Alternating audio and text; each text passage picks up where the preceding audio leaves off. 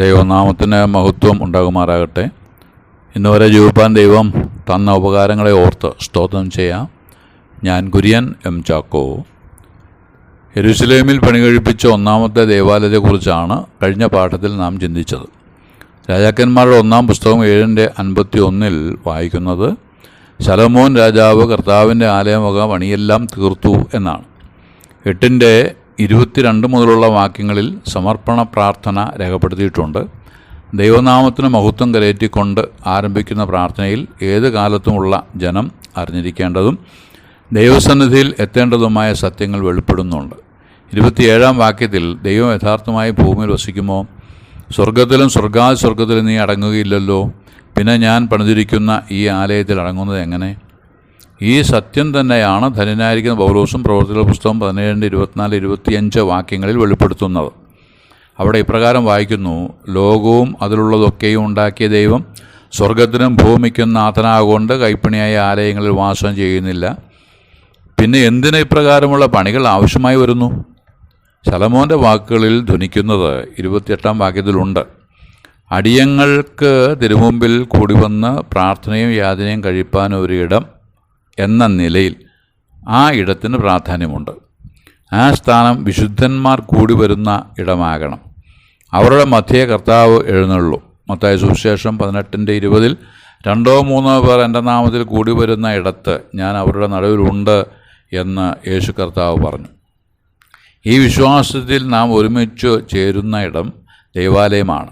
തിമോത്തിയോസിന് എഴുതിയ 1 ലേഖനം 3:15 വായിക്കുന്നത്, ജീവനുള്ള ദൈവത്തിൻ്റെ സഭയാകുന്ന ദൈവാലയത്തിൽ നടക്കേണ്ടത് എങ്ങനെയെന്ന് ഓരോരുത്തരും അറിയണം എന്നാണ്. അത് വ്യക്തമായി തിരുവെഴുത്തിൽ രേഖപ്പെടുത്തിയിട്ടും ഉണ്ട്. അത് അറിഞ്ഞു വേണം നടക്കാൻ. നാം കൂടി വരുന്ന ആ സ്ഥലം ദൈവാലയമാണ്. നാം കൂടി വരാത്ത ഇടത്തോളം അത് കേവലം ഒരു കെട്ടിടം മാത്രമാണ്. സഭ കൂടി വരുമ്പോൾ കർത്താവ് അവരുടെ നടുവിലുണ്ട്. അതിനാൽ അത് ദൈവാലയവും ആണ്. അതിനാൽ സഭയിലുള്ള നമ്മുടെ നടപ്പ് സൂക്ഷിക്കാം.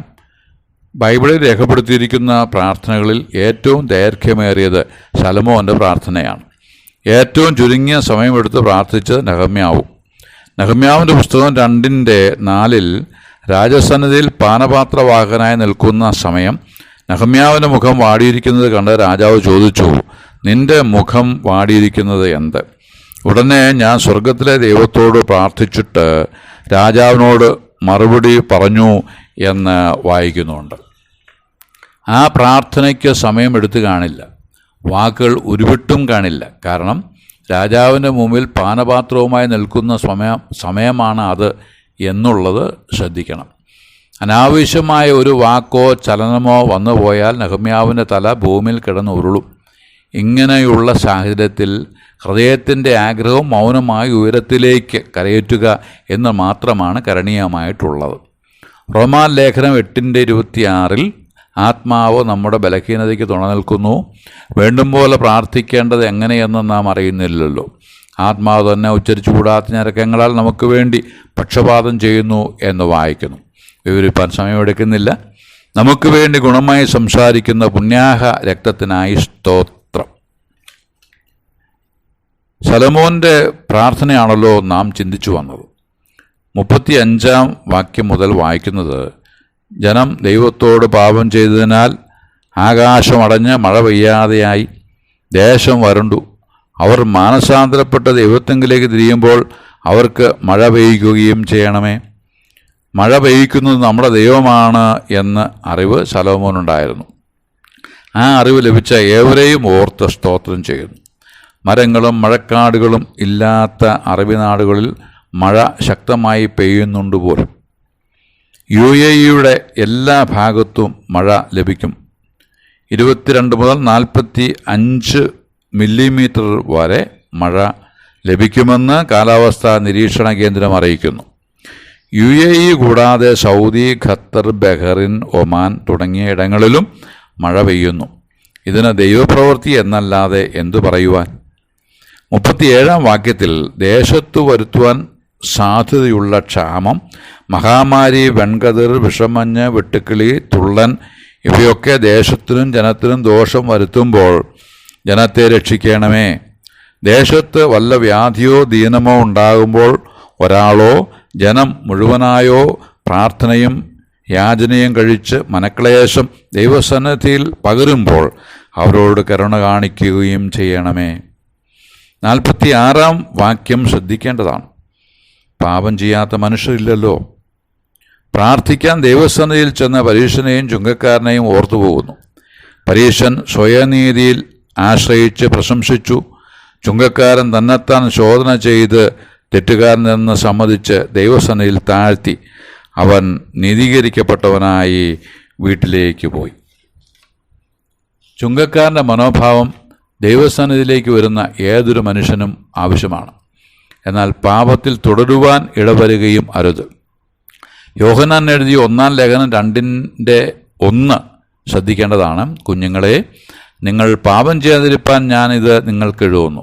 ഒരുവൻ പാപം ചെയ്തുവെങ്കിലോ നീതിമാനായ യേശുക്രിസ്തു എന്ന കാര്യസ്ഥൻ നമുക്ക് പിതാവിൻ്റെ അടുക്കലുണ്ട്. അവൻ നമ്മുടെ പാപങ്ങൾക്ക് പ്രായശ്ചിത്തമാകുന്നു.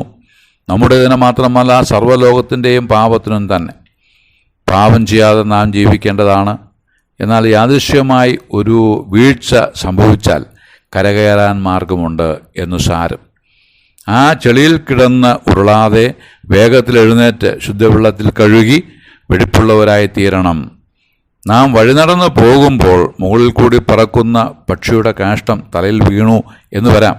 അത് തട്ടിക്കളഞ്ഞ് കഴുകി വൃത്തിയാക്കുക എന്നതേ സാധ്യമാകൂ. എന്നാൽ പക്ഷി തലയിൽ കൂടുകൂട്ടി കാഷ്ടം ഇടാതെ നമുക്ക് സൂക്ഷിക്കാവുന്നതാണ്. ഗലാത്യലേഖനം 6:1-2 വാക്യങ്ങൾ നാം ഹൃദിസ്ഥമാക്കണം.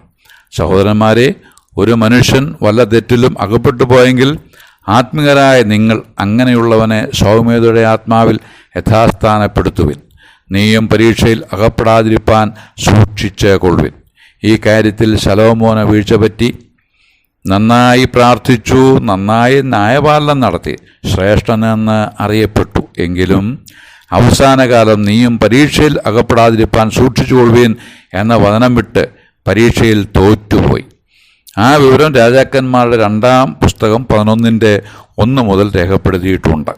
ആകയാൽ നിൽക്കുന്നുവെന്ന് തോന്നുന്നവൻ വീഴാതിരിപ്പാൻ നോക്കിക്കൊള്ളട്ടെ എന്ന കൊരിന്ത്യർക്ക് എഴുതിയ 1-ാം ലേഖനം 10:12 ശ്രദ്ധയിൽ വയ്ക്കാം. അതിനായി കർത്താവ് നമ്മെ ധാരാളമായി സഹായിക്കട്ടെ എന്ന് ആശംസിച്ച് വാക്കുകൾക്ക് പൂർണ്ണവിരാമം കുറിക്കുന്നു. ദൈവനാമം മഹത്വപ്പെടുമാറാകട്ടെ.